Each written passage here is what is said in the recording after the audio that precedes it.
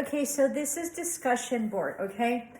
So I'm gonna, and get ready because this is like a full-blown lecture, okay? So most of my lectures, and if you would have been with me in class, I always do this lecture, and I hadn't done it in a long time because I didn't realize how important it was until one of my ex-students who was part of the faculty for Southwest, because they hired her because she's done so exceptionally well.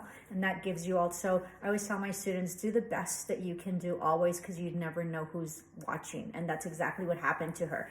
Her boss sort of like, he had her for like a class, and then she was like really outgoing and just really buckled down and was very participant, and I'm sure she got straight A's.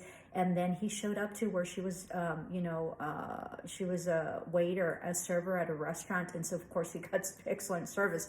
So he remembered that when a position was available. So you just never know who is watching, okay? And I'll tell you another story, because the reason that she really worked so hard was because of the story I told. Because I'll tell you guys later another story on SU. I wasn't expecting to get hired, and I knew that I was being observed, and I eventually was, and so I got hired, and I loved my boss because out of the blue he offered the position, and so I really needed it, so I really was very grateful. So work very hard. You never know who's watching, and you never know what people have, what authority, okay?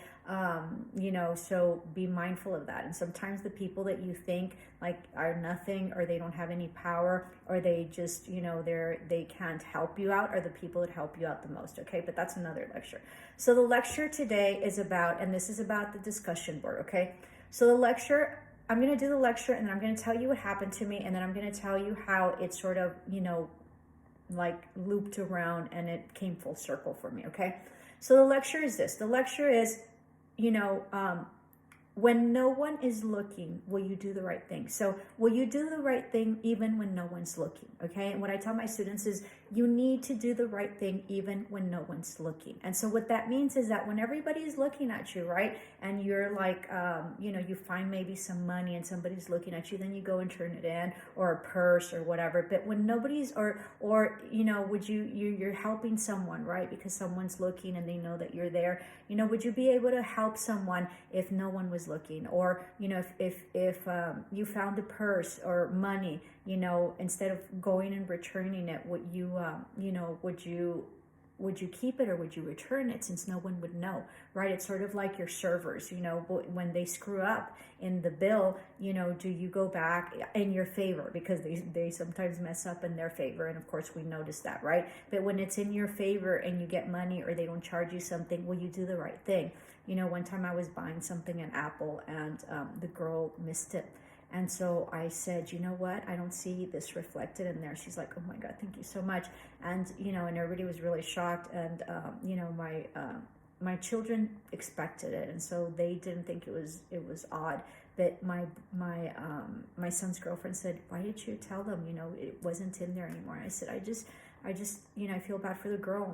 And she's like, maybe they wouldn't even have found out. Well, maybe, but I just, I'm taking it and I'm buying it, and I don't want anybody to do that for me. I have a business, and if I screw up, I want somebody to point it out to me where I won't take a loss, okay? So I sort of believe in karma, and I sort of believe that the way that you act is the way that, the universe and God and source, or whatever you believe in, energy, comes back to you. Now, it might not come back to you from that person, but it might come back to you in another different way. So I'm very conscious of that, okay? So if no one's looking, will you do the right thing? And that's when I tell you that, if I don't put any requirements on your class work, will you do the right thing, and will you turn in excellent work even though it's not required and mandated of you, because that's who you are? Would you do it? And so that's a way of living, and that's a way of life. Even when no one was looking, would you do the right thing? Because when everybody's looking, you always do the right thing. So I got tested the other day, okay? And I try to live my life exactly the way I express myself, okay? But I've been off balance this last week, which is very interesting. My flower fell. That was very interesting. So I've been put through the test, okay? So very long story. So settle in. So I was driving down to get to my house, and I had a fender bender, okay? And I've been very blessed where I hardly don't have any accidents.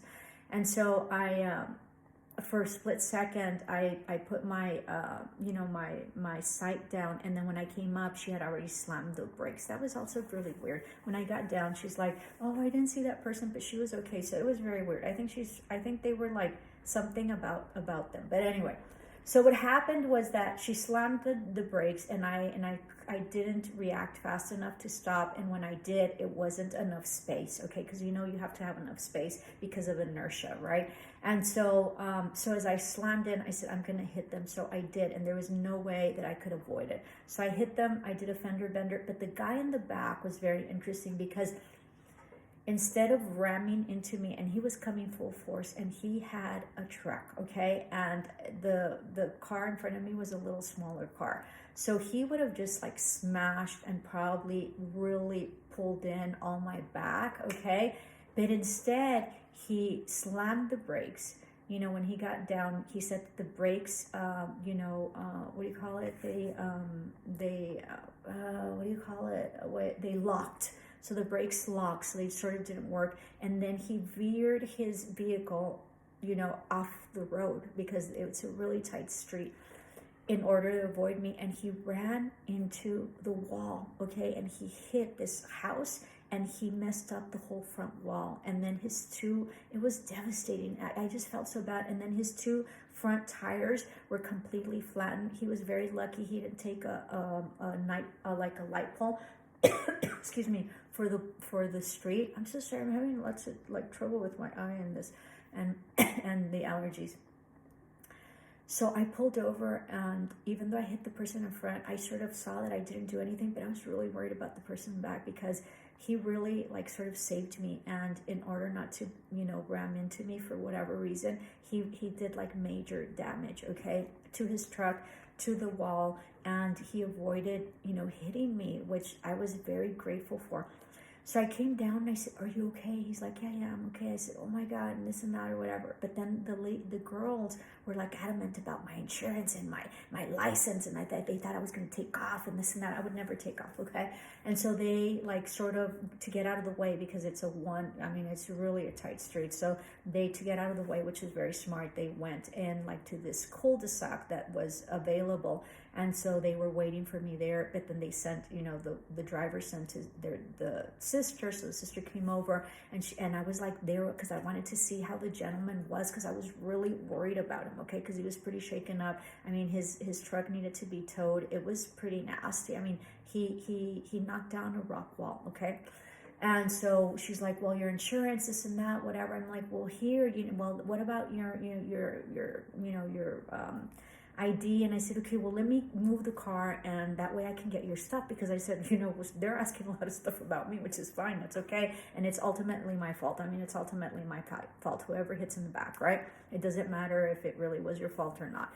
But it was my fault. I didn't see. And so, then I go and I move to the cul-de-sac, and we exchange, and so then, but I'm really worried about the gentleman. So then I go back, and then by this time the cops are there. And the first time when I first got off, there was already people there, and I'm like, "Are you okay?" "Yes, this and that." "Are you sure? Are you okay? I was in front of you." "Yes, I'm fine. I just came back from the gym, so I'm a little shaky, whatever, blah, blah, blah." But his truck was it was, not totaled, but it was significant damage, I don't know in price range.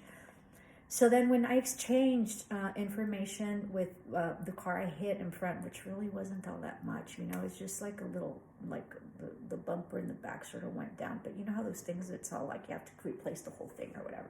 And then I got a crack in front of my car, but really nothing happened in my car, thank God. But I was really worried about the gentleman in the back, and I felt responsible, okay, because I rammed the brakes, okay, and because I didn't see, and I wasn't alert, and I just felt really guilty, because that's the way I am, and I really need to release that because I feel too guilty. Anyway, so as I'm coming down, and I go back after I give the girls, in this cul-de-sac, right, because we got out of the way, so people could pass, and then eventually he would need the tow truck. After I finish with them, I cross the street and I go down. and the police are there.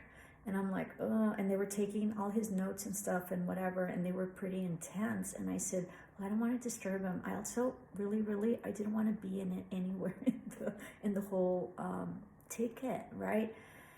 And so then, which is really bad, but anyway, so then I just sort of stood there, and it doesn't seem like they were going to finish. So then and there was a lot of people at that time, and you know how accidents start, and then it started bottling up, and he was really busy, and he was calling and this and that or whatever, and then the police was there, and then they got in, they were calling the tow truck. It was like a huge mess.